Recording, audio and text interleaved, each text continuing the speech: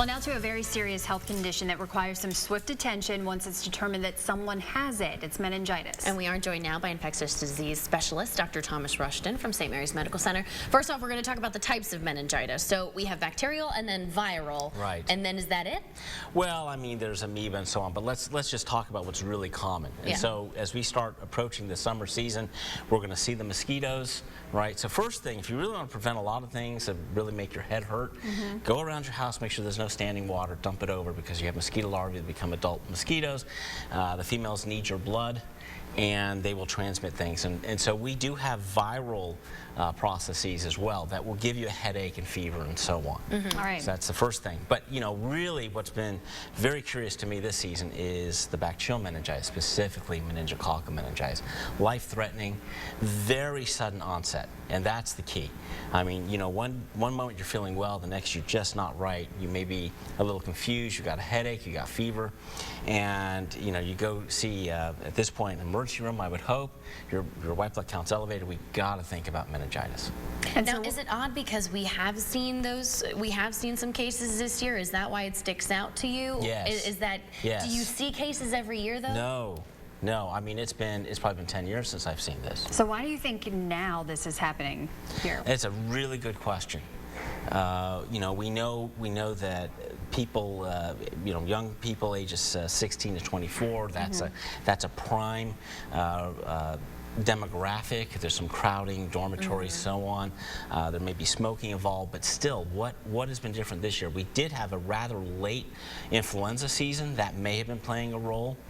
Because a lot of people do have this bacteria just in the back of their throats. It's not doing anything, but if that status quo is disrupted, then things can go from there. All right, so talk about, you mentioned the age group this specifically targets. Vaccines are really important here, especially if you have a child heading off to college. Some colleges don't require you to get one. Some do. Well, they should, because, you know, we don't want to. This is an infection that can cost a life, and if there is survival, there can be permanent disabilities, even loss of hands, feet, and so on. So we don't want to mess around here. And the good news is that our coverage has never been better. So the vaccine that everybody talks about has 4 flavors, ACY W135. Don't need to know that, but it's 4 flavors. The 5th flavor, B, is the one that's always concerned me because it is the most common in the United States of America.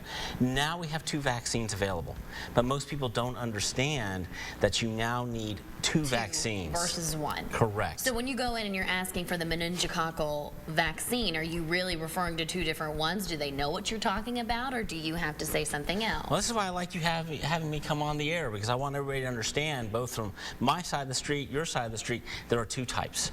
Okay. And they're both necessary. Okay.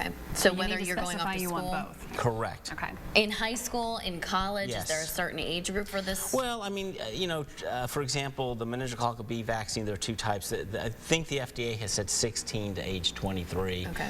But I think you're absolutely right, Hattie. When you look at, you know, you're in your senior in high school, going to be a freshman in college, that's the age group you really want to hit.